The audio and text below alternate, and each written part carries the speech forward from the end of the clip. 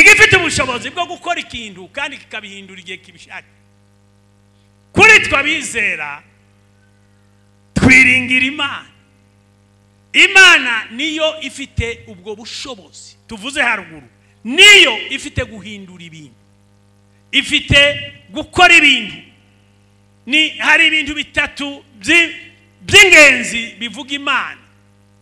Imana bavuga ko Imana ishobora byose, l'omnipotence de Dieu. Imana iba hose,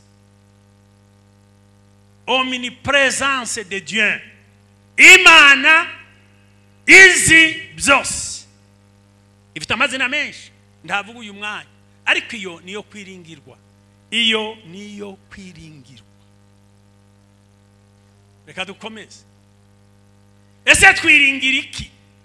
Iyo tuvuze Imana tuba tuvuze iki? Iyo tuvuze kwiringira Imana tuba tuvuze kwiringira Kristo, kwiringira imbaraga zayo, kwiringira ijambo ryayo, kwiringira izina ryayo, kwiringira urukundo rwayo. Two ni nka dutanu. Iyo tuvuze kwiringira Imana haba harimo ibintu bitanu biba bivuzwe. Tuba tuvuzemo Kristo kuko ntatandukanye n'Imana.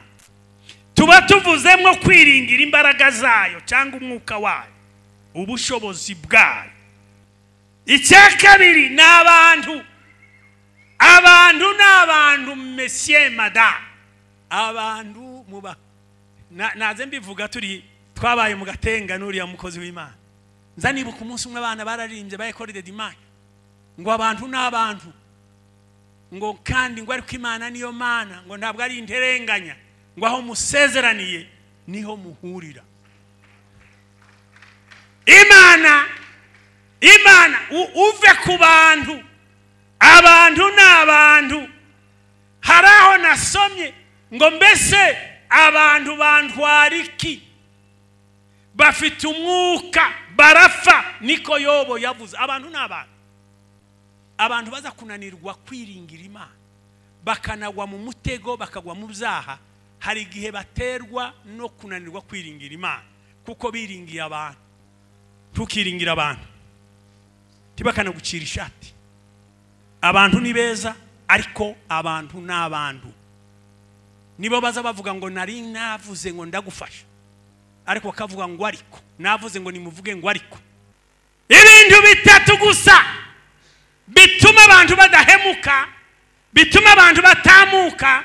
Ntugacike intege.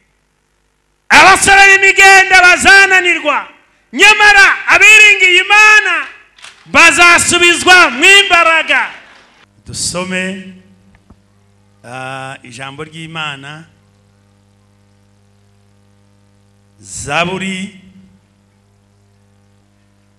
125. Ndasoma ibice byinshi ariko ndagira uko nshoboye kose kugira ngo nubahirize umwanya. 125 Zaburi. Abiringiye Uwiteka bameze nk'umusozi wa Siyoni utabasha kunyeganyezwa, ahubwo uhora uhamye iteka. Kuko imisozi igose i Yerusalemu, niko Uwiteka agose abantu be uhereye none ukageza iteka ryose. Hari abaririmbyi bayiririmba, nicyo gituma bamwe baravuga ngo aho kuvuga gusoma wavuga kuririmba. Yeremiya 17 umurongo wa 7, ibice 17 umurongo wa 7. Hahirwa umuntu wizeye Uwiteka akamubera ibyiringiro, kuko wazahwana n'igiti cyatewe hafi y'amazi, gishorera imizi mu mugezi, tigizatinya amapfa nacana, ahubwo ibibabi byacu kizahorana itoto, tikizita ku mwaka wa cyanyemo amapfa, kandi ndikizareka kwera imbuto zacyo. Amen. Isaya usubira inyuma, Isaya 40 umurongo wa 20, umurongo wa 29 ariko cyane wa 30. Reka twasome Isaya 40 umurongo wa 29 ariko cyane ni 30. Niyo iha intege abarambiwe kandi utibashije ikamwongeramo imbaraga. Abasore b'imigenda bazacogora baruhe, n'abasore bazagwa rwose, ariko abategereje Uwiteka bazasubizwamo intege nshya. Bazatumbagira mu kirere bagurukisha amababa nk'ibisiga, baziruka be kunanirwa, bazagenda be gucogora. Amen. Wakongera kavuga Zaburi ya 56 ndagira ngo nimpabona ndahasoma umurongo wa 3. 56 umurongo wa 3 Zaburi. Abanzi banje biriza umunsi bashaka kumira, kuko bandwananya agasuzuguro ari benshi. Akantu kantangaje naho kuri 4, uko ntinya kose nzaza nkwiringira. Uko ndoshaho gutinya nzaza nkwiringira. Amen. Amen. Abaroma 5:3. Ariko si ibyo byonyine, ahubwo twishimira no mu makuba yacu, kuko tuzi yuko amakuba atera kwihangana, kandi kwihangana kugatera kunesha ibitugerageza, uko kunesha kugatera ibyiringiro. Amen. Reka dushimire abadufasha gukoresha koranabuhanga. Kare nabajije, kandi rwose ni byiza ko tubashigikira kugira ngo imiyoboro imere neza. Ntabwo twaza tubona gusa iyo abantu baza kunanirwa ibintu, babona amakosa aba mu bintu ariko ntibabone ibyiza biba mu bintu.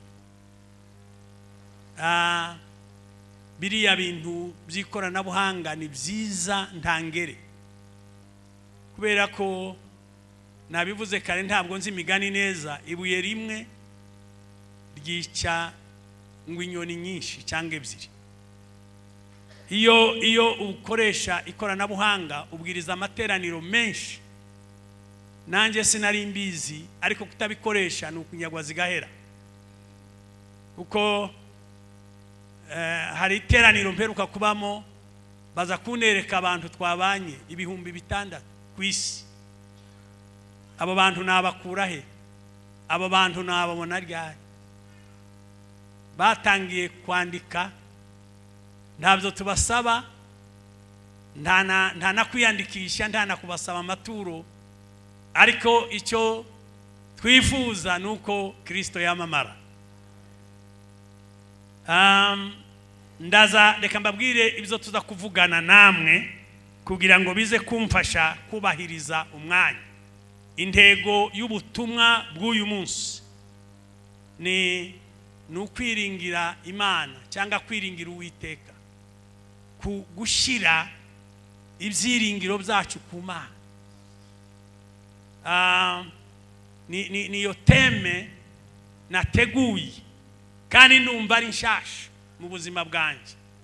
Iyo aba bashumba baraha barabizi, iyo message ari nsha hari igihe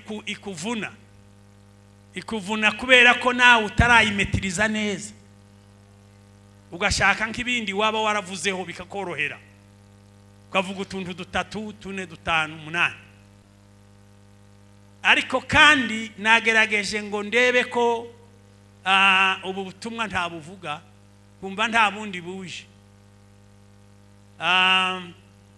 Muraza kwihangana rero nimubona. Ikindi kigoye ntabwo ari kibwiriza ni icyigisho. Itandukaniro ry'ikibwiriza no kwigisha ni bimwe ariko bitandukanye ku tuntu n'utundi. Ikibwiriza murakizi kiba kirimo za haleluya nyinshi, ariko icyigisho gishobora gufata umwanya, gisaba umwanya, gisaba twatundu tubiri dutatu, kandi natwe ukadusobanura neza ukavuga ati aka kantu mvuze mukarebere muri naka. Iyo hari umwanya ari nka semina ubwira umuntu icyiciro ubuvuye ukavuga ati somira ijambo. Muraza kwihangana rero ndagerageza kwihuta kugira ngo nubahirize uyu mwanya, kandi sikosa ryanyu, sikosa ryanje, ni ikosa ry'igihe cyabaye ngo ibi bihe bibe biraha tubise n'abagenzi bacu kandi barabikeneye. Icyo tuza kuvuga niki, turaza gusobanura kwiringira niki. Kwiringira Imana bivuga iki? Ni nka definition, ni nk'ubusobanuro bwo kwiringira. Icya kabiri tuvuga, turaza kuvuga nibiki twiringira, ibyo twiringira nibi. Icya gatatu tuvuga ibitakwiringirwa nibi. Icya kane tuvuga ibyiringiro, ni yihe nyungu iri mu kwiringira Imana. Nibiki kwiringira kutugezaho. Ndagira ngo birumvikana. Ibyiringiro bitugeza hiki, ibyiringiro bituzanira iki. Ibyo nibyo tuza kuganira uyu munsi. Kwiringira Imana natangiye rero tugiye gukomeza. Kwiringira Imana nukwemera mu buryo bwimbitse ikintu gifite ububasha bwo gukora no guhindura ibintu mu gihe kibishakiye. Kansubiremo. Kwiringira ijambo kwiringira, confiance ku kintu, no kwiringira ikintu gifite ubushobozi bwo gukora ibintu no kubihindura mu gihe icyo ari cyo cyose. Mu zindi mvugo ni ikintu gifite ubushobozi, pouvoir de faire et de changer les choses. Igifite ubushobozi bwo gukora ikintu kandi kikabihindura igihe kibishaka. Kuri twabizera twiringira Imana. Imana niyo ifite ubwo bushobozi tuvuze haruguru. Niyo ifite guhindura ibintu, ifite gukora ibintu. Ni hari ibintu bitatu by'ingenzi bivuga Imana. Imana bavuga ko Imana ishobora byose, l'omnipotence de Dieu. Imana iba hose, omniprésence de Dieu. Imana izi byose. Ifite amazina menshi ndavuga uyu mwanya, ariko iyo niyo kwiringirwa. Iyo niyo kwiringirwa. Reka dukomeze. Ese twiringira iki? Iyo tuvuze Imana tuba tuvuze iki? Iyo tuvuze kwiringira Imana tuba tuvuze kwiringira Kristo, kwiringira imbaraga zayo, kwiringira ijambo ryayo, kwiringira izina ryayo, kwiringira urukundo rwayo. Two ni nka dutanu. Iyo tuvuze kwiringira Imana haba harimo ibintu bitanu biba bivuzwe. Tuba tuvuzemo Kristo kuko ntatandukanye n'Imana. Tuba tuvuzemo kwiringira imbaraga zayo cyangwa umwuka wayo, ubushobozi bwayo. Tuba tuvuze ijambo ryayo, hari zaburi nkunda iravuga ngo yashize hejuru ngo ijambo ryayo iruritisha izina ryayo. Amen. Tuba tuvuze kwiringira izina ryayo, ijambo ryayo, urukundo rwayo. Kwiringira ijambo ryayo. Ndakwizeye mwami Yesu, ariko cyane cyane nizeye iryo jambo ryayo. Yohereza ijambo ibintu bikaremwa, yabikura mu mwuka wayo bigapfa. Izikora ku misozi igacumba umwotsi. Yohereza ijambo ibintu bikaremwa, yabikura mu mwuka bigapfa bigashira. Haleluya. Iyo niyo yo kwiringirwa. Hari indi zaburi nkunda iravuga ngo yohereza ijambo ryayo rigakiza abantu indwara, ngo rikabagarura ngo bataja muri rwa rwobo. Ikabagarura ati bugiye busubiye subira kuri sheri kwanza. Yaza tubwira mwarimu ngo hano ngo azaza gushimba hano, wa muntu ngo wari urembye ngo azaza hano.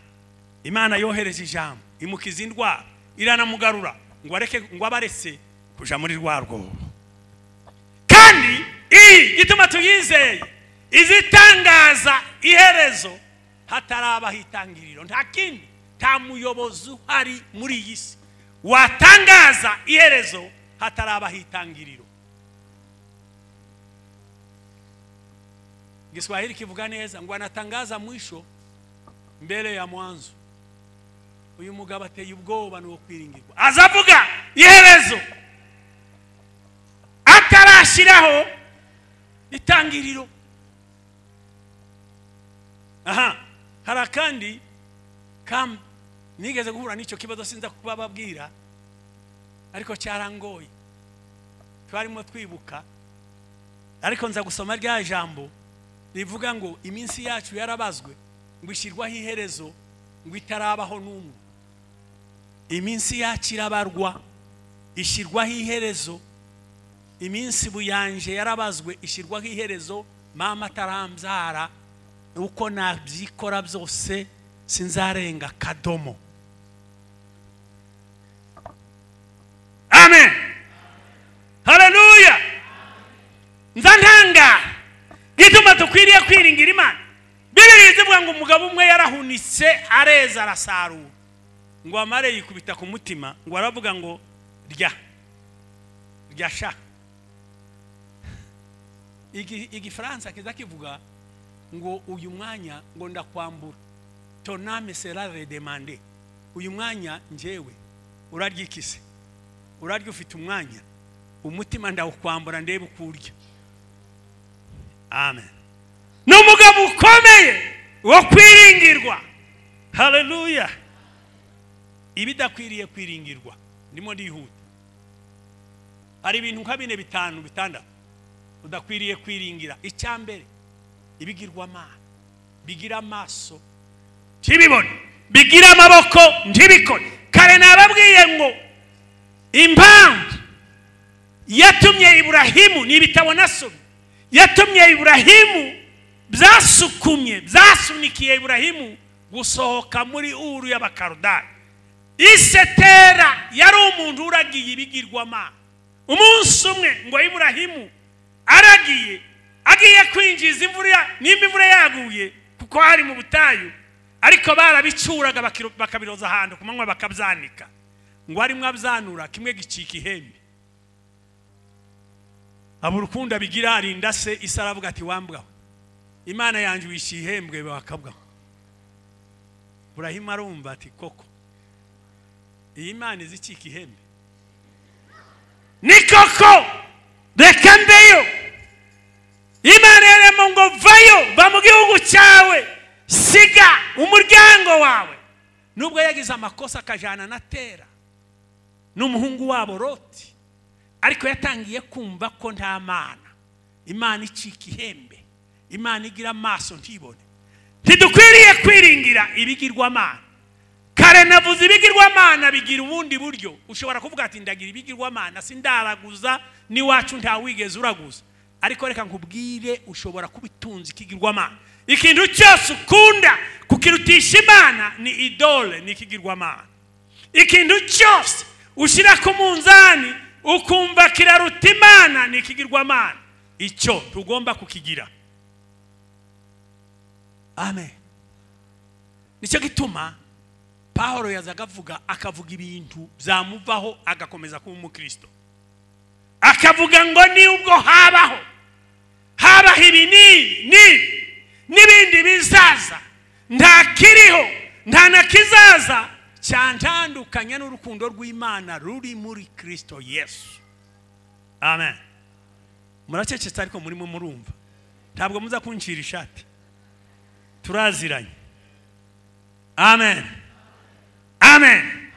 Icya kabiri tutagomba kwiringira. Amen. Icya kabiri ni abantu monsieur madame, abantu muba naze mbivuga twabaye mu Gatenga n'uriya mukozi w'Imana. Nza nibuka umunsi umwe abana bararimbye bayekore dimanche ngo abantu n'abantu, ngo kandi ngo ariko Imana niyo Mana, ngo ntabwo ari interenganya, ngo aho musezeraniye niho muhurira. Imana uve ku bantu, abantu n'abantu. Haraho nasomye ngo mbese abantu bantwara iki? Bafite umwuka barafa, niko Yobo yavuze. Abantu n'abantu, abantu baza kunanirwa kwiringira Imana, bakanagwa mu mutego, bakagwa mu byaha.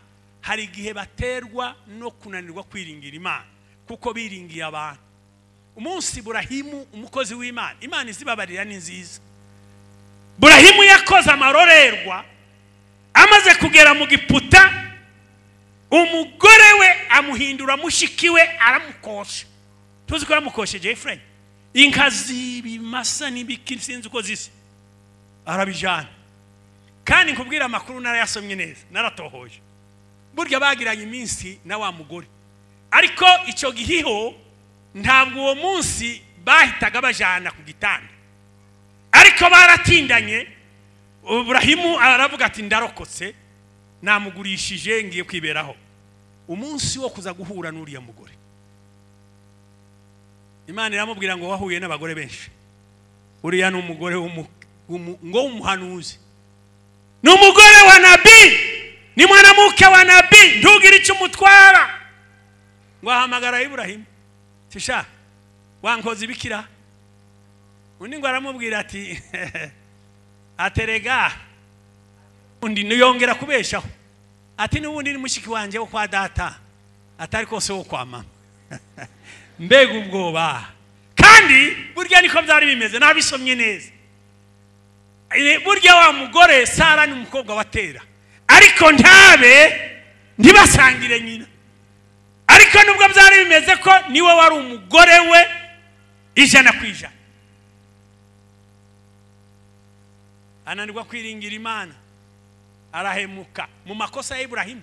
Nubwo ari sekuruza w'abizera, nubwo ari inshuti y'Imana, harimo ako kantu yasitayeho. Kandi nabivuze kare, ako kabaye ikintu iyo dukosheje ababyeyi n'abana. Hari abandi babeshe, Isaki yarabeshe, nawe ibintu bisa n'ibyo bimwe neza. Haleluya. Imana ishimwe ko muri mubyibuka. Kandi biterwa icyaha burya kirakura kikabyara. Muze mwirinda ababyeyi, iyo dukoze ibyaha abana barabikora. Ikindi tutagomba kwiringira, icyo tutagomba kwiringira, ntitugomba kwiringira abantu nabavuze, cyangwa se twebwe ubwacu. We ubwawe wenyine. Imana yabwiye Israel ngo nimumara kugera mu gihugu mukarya mukubaka, ndimukibwire ko ari ingufu zanyu. 8:17 gutegeka kwa kabiri, ndimukibwire ko ari imbaraga. Imana irabyanga. Mu minsi ishize nicyo cyigisho nari mfite, kwibagirwa ibintu bibiri, kwibagirwa source, ukibigirwa na auteur. Ignorer la source et l'auteur des choses. Kwibagirwa isoko, ukibagirwa n'uwabikoze. Ibyo bibaho mu bantu. abantu ibona uko bateye ntabwo babyibuka. Haleluya, haleluya. Uzirinde ibintu bidakwiriye kwiringirwa n'abantu, nawe ubwawe ntukiyiringire, kubera ko bifite umwanzo bina mwisho. Kare nababwiye ko nigeze kumva nkeneye inama z'umubyeyi, ndaruha. Uyu mugabo niwe wankoreye, niwe nabajije ngo nankore, yakoraga mu gishanga, ni inshuti yanjye ndamyabere. Tinampuze na Kayuhura Jacques. Hariho abantu bakoreye Imana baruhutse mu bwami bw'Imana. Haleluya. Ampuza nawe ndushe ndemererewe. Amen. Arambwira ati ntugende vuba, aturinde saa 6 mu gishanga hariya hepfo niho bari bagikorera. N'uyu mugabo niho yakora. Atirinda saa 6 turasangira nitumara tuganira. Turaganira. Mubwira umutwaro. Arabanza arunama awishiraho ararira. Hanyuma aza kumbwira ateka ngubwire histoire y'ubuzima bwawe. Ambwira histoire. Atuzi ko munsi mwe nigeze kugera ku rwego rw'uburevera ati nkongera nkaba umudiyakoni. Bikubaho ubarevera ukakuwa mudiyakoni tena. Ubiho hari n'abavana ku burevera ntibana bagira n'abadiyakoni. Ariko adakumbwira ngumva ijambo ngo abo bose babinkoraga ngo nta n'umukibaho. Abo bose babinkoraga hakuna, bose baragiye. Izo mvuga ntukiringira abantu, tibakana gucira ishati. Abantu ni beza, ariko abantu n'abantu nibo baza bavuga ngo nari navuze ngo ndagufasha, ariko kavuga ngo ariko navuze ngo nimuvuge ngo ariko, bavuga ngo ariko, ngo nimuvuge ngo lakini, bavuge alakini, nimuvuge ngo bati. Mwavuze bati? Alo. Ngo nari navuze ngo ndagufasha ngo arikora, alakini uharibisha musemo. Ngo ariko none abo n'abantu, ariko uyu mugabo twizeye ubwo ari data wabivuze bizashika. Ntazakererwa, ntazatinda. Igihe cya Lazaro yaratinze pe, uyu mugabo arakererwa, bararuha babivamo no kumutegereza. Arakererwa. Nasomye igitabo kiravuga ngo ese muzi impamvu yakererewe, ngo c'est parce qu'il agit à maître de la situation. Nuko ari utegeka ibihe, igihe abikorera birakunda, ntazakererwa. Tumuhe icyubahiro Yesu udakererwa. Kandi igihe azabikorera bizakubera. Umwana umwe naramubwiye hano ngo yasabye Imana pajero nibwo zari zikiza, ariyiriza iminsi 40. Pajero njiyaza. Hanyuma afite imyaka 40 pajero iraza. Imana izisubiza.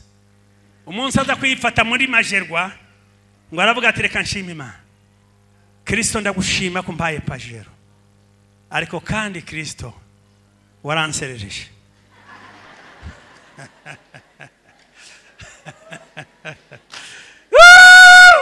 Haleluya. Imana iramubwira ngo reka ngubwira muhungu wanje icyatumye nkererwa iyo nza kuyiguha ugifite ya myaka iba yarakwishe. Imana izi impamvu ikereza ibintu, Imana izi impamvu ikora ibintu. Haleluya. Nubona ibintu bikererewe ni ubwiza bw'Imana. Imana irimo iraza gutegurira kugira ngo ntukagire umuvuduko ngo iguhitane. Imana yambaye imodoka nayo isa nkitinzeho gato, ariko se iyo nicaye mwe simberwa. Haleluya, haleluya. Iki nicho charigie. Hii ndio wakati wa Mungu, wakati maalum wa kutembelewa na Mungu. Iki nicho gihe Imana iba yabonye. Ntukiringira abantu. Ikindi utagomba kwiringira inkike, ibihome, ibihugu bikomeye. Ziriya za Siri, muri Syria byari ibihugu by'ibigata bifatanya bikinze ibihome kandi icyo gihe bakikubita ku mutima. Iyo bamaraga kugira inkike bamaze gushira abasirikare ari hejuru, naze mbivuga muyenzi w'umusirikare numva kapiteni, ariko icyo gihe ndikibuza Imana yagiye isenya ibikuta ititaye ko byubatswe. Nababwiye inkike za Yeriko yari umutamenwa w'igitangaza. Niba hari ahantu hago y'Abisirayeli kwinjira ni Yeriko, ariko se hasenywe niki? Na zaburende se? Oya, na haleluya z'imirambararo. Nimwemere mukubite za haleluya z'imirambararo gatatu. Haleluya, haleluya. Ngo bazenguruka gatandatu. Ese muzi impamvu Imana yari ababwiye ngo nibazenguruke bucece? Iyo bavugana ntibaba baragejeje gatanu, baba barazungurutse. Ese disi mwari, ese hari akatofari ubonye kavamo? Ati ntako. Tiyi ni inkinamico tubivemo. Zenguruka bucece, ariko ubwa karindwi mukubita amakondera. Zamura Yesu ibiganza. Haleluya, haleluya, haleluya. Aha, ibitari ibyo kwiringirwa amagari n'amafarasi. Amagari byitwa ngo ni arabizi. Hari n'abandi banyuze baza amakuru y'igisirikare barabizi. Hariho icyo bita char de combat na cheval de bataille. Ibyo ntukabyiringire. Naganiriye nzewe iyo ngize umugisha nkabona abantu niyo bari bakuru, niyo bari abasirikare, bakanemerera ndabambabaza utubazo, nkabatera utubazo mu rwenya. Aho nakuriye muri Kongo bahakamubwira ngo ni nyoko. Ruhanga yabaye umusirikare ho gatoya, nimba yarazi kurasa simbisi. Njewe sinigeze ntwara imbunda n'ubu sinzanayitwara. Amen.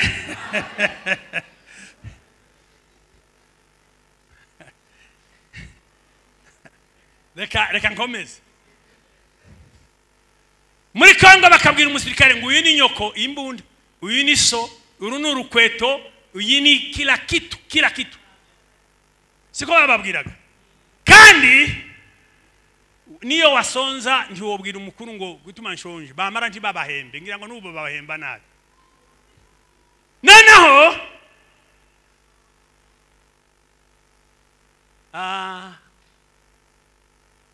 abandi iyo bafite imbunda, naganiriye abantu batari n'abasirikare biyo ngiyo bahandi.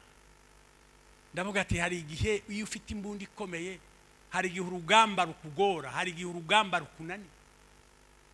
Yo barambwira ati hari igihe bikomera tukajana imbunda tukayitanga tunazisalimisha.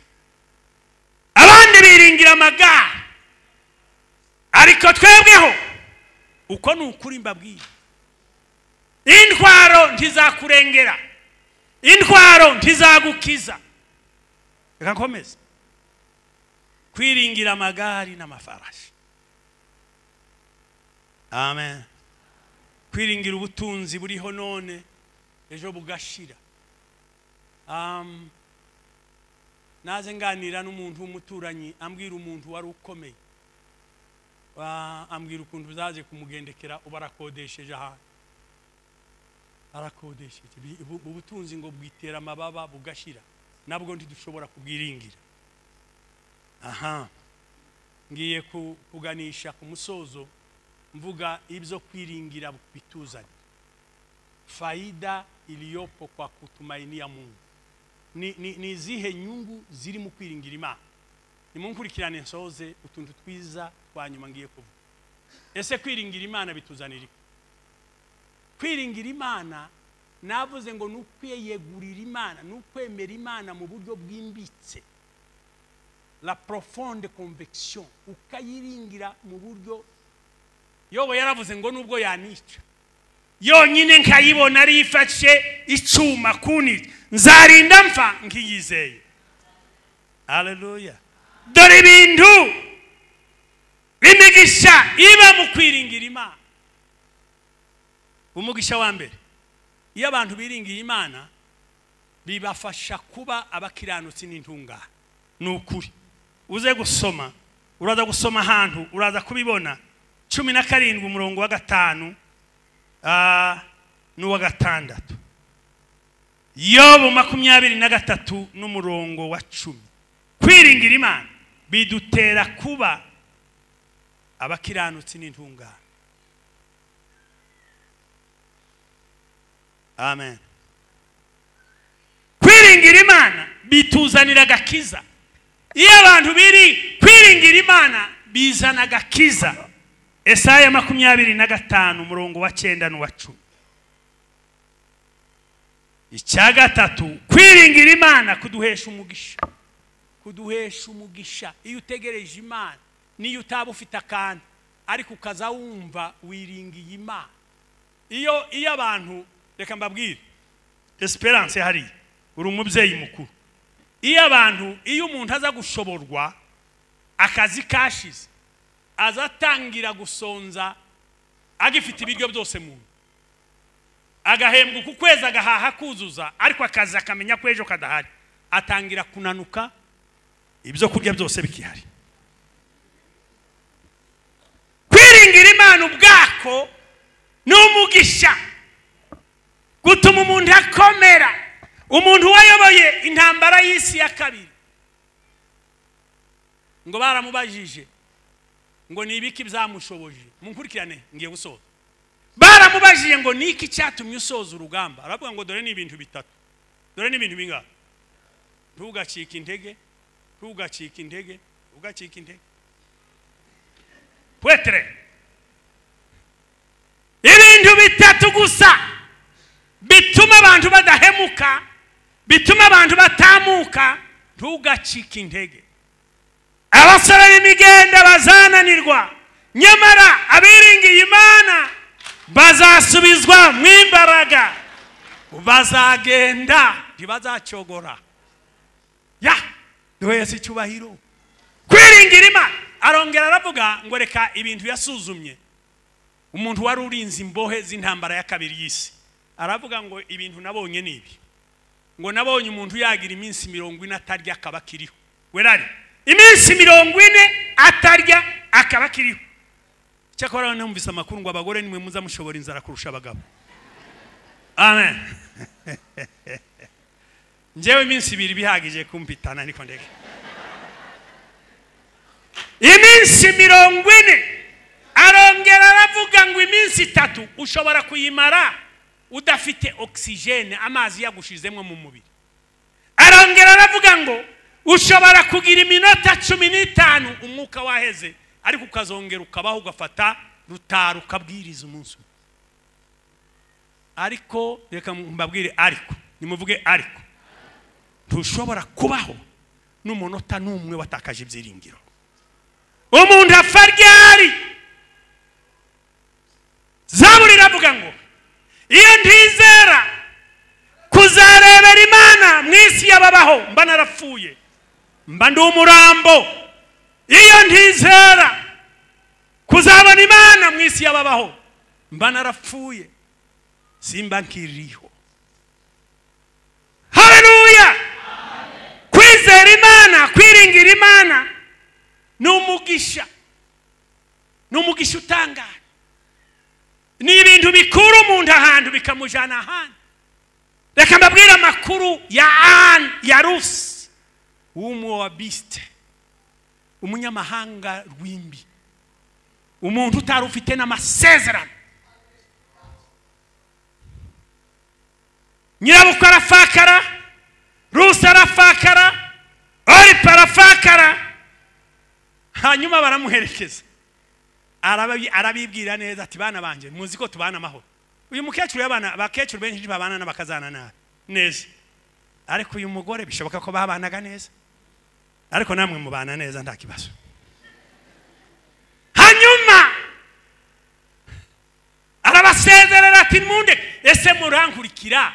Yari yaranahinduye izina yo kwitwa Neome, baravuga ngo muze munita, sibyo Beatrice, muze munita uwashaririwe. Hanyuma haleluya haleluya haleluya. Ese bundi bwo nagira Imana bakanshura bene wacu ngezeyo, mwakwihangana nkabyara umwana akagira imyaka sinzi iyo bazaga bashakiraho Abisiraheli, nzayibaza Efraimu amaze muzaba mukihanganye, mwakwisubiriyeyo ko ntacyo mutakoze. Oripa ngo aramusezera aramusoma. Rusi aravuga ngo ntuningingire gusubirayo, Imana yawe izaba Imana yanjye, ubwoko bwawe buzaba ubwoko bwanjye, aho uzaba niho nzaba. Bahampambe zamurira Yesu ibiganza, mwumva ibyo byiringiro by'abana b'Imana. Yesu yarahaye amwiringira nyakamara, amwiringira mwiki, yarimo yiringira Imana ye, Imana ya Isiraheli. Yari yaramenya amakuru, yari yarabajije ibintu. Hanyuma nimuvuge ngo hanyuma, kare sinabivuze mwebwe bwo mutuje cyane, reka mbibabwire ibyaje kugaruka kuri Rusi yaje kuba umugore, yaje kubyara umwana mwita Obedi abyara umwana mwita Yesayi abyara umwana mwita Dawudi. Ariko mwakomeye Imana amashyi. Nusoma mu rubyaro rwa Yesu Kristo uragenda ubona wa mu Moabu azamo gahoro gahoro. Kwiringira Imana kuzana umugisha, kwiringira Imana kuzana ibyishimo. Haleluya haleluya. Muze mwiringira Imana, bimara ubwoba. Nukuri ubwoba abantu bakora byose amanyanga. Hari umushumba umwe nakunze mu bashumba bacu, habaye amatora y'abashumba, noneho aza gufelicita umushumba wasambutse ati merci ko watambutse. Wa mushumba aramubaza ati se kumpa merci, icyo gihe abashumba twari tugitorora byibuka, kumpa merci wantoye. Yaba ari umunyabwa baravuga ati nagutoye pe. Aramubwira uwo mushumba ati ntabwo nigeze ngutora. Nagira amakosa menshi, ariko uwo mushumba naramukunze. Aramubwira ati ni ukuri ugomba kuyobora abagutoye n'abatagutoye, njyewe sinagutoye.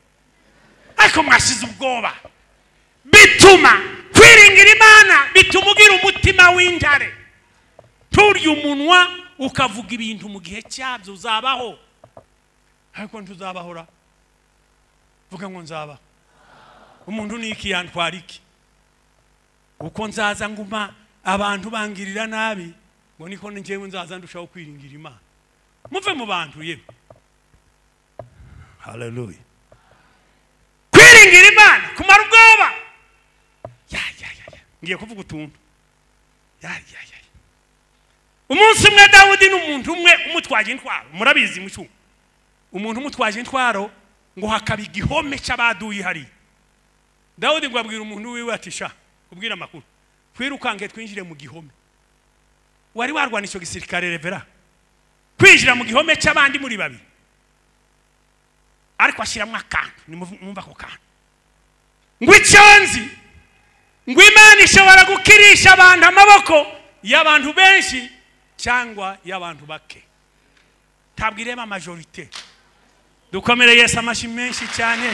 Ishobora gukirisha amaboko y'abantu benshi, ariko iyi Mana tuyiringire, muyinambeho, izibeshaho n'inyoni. Ntimugire ubwoba n'ubuzima ntibibatinye. Imana izi kugaburira inyoni zidahinga, ntizibibe, ntizihunike, ikazibeshaho inyoni. Amen. Uburabyo ngo buriho none, ngo Salomo, navuze kare ibyo Salomo yaratunze rasiyo n'ibikisimbivu, yari umukire, ariko ngo ntiyigeze arimba nk'uburabyo. Uburabyo buramuruta kurimba. Ngo none ubwo yambuka uburabyo buriho none, ngo ejo bukuma. Torero ry'Imana mwe bwizareka kubambika kubera iki?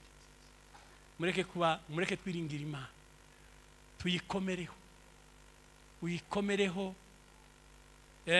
no mu makuba. igihe ibintu birimo ahantu hose utegeye kandi hazabi aho utegeye hose ko bika ese mwari mwabona ahantu hose wari utegeye bigapfa Jose nawe bizaza kubaho ahantu hose umugabo yataha akavuga ati naha handi hapfa icyo gihe ni ibintu biba bikiza neza ntimukaze mugira ubwoba uko bazaza bakomeza kungirira nabi niko nzakomeza kwiringira Imana kuko iyo nta kiziba irarwara gripe se iyi ndwara iheruka kuza ni iyihe ngo ni making mariguru keni bari mariguru izi ndwara igirite nimureke tuyiringire nimureke dukomeze tuyikomereho nshize navuze ngo reka nsoze nabajije abazi icyongereza inyuma y'agafaranga k'idolari haba hari ijambo ryanditseho mu cyongereza reka ndaza kurivuga nabi abazi icyongereza bakanseka ariko mu kinyarwanda biravuga ngo shizama ibyiringiro ariko bari abantu bateye ubwoba iriya dolari randitse hano inyuma ngo nshize ibyiringiro byanjye ku Mana nicyo gituma nkeka ko itazigwa ngo yike ishireho umuvunjo ntimuzi aho ugeze nani naherutse ejo bundi ari 14 Amanyarwanda ariko idolari nshize nza mvuga ngo gushira ibyiringiro ku Mana baye barabivuzeho bavangiwe ariko biramaze banditse ku mafaranga yabo ngo njewe nshize ibyiringiro byanjye ku Mana ngiye gusoza abavandimwe inshuti zanje reka mbabwira akantu gamwe soza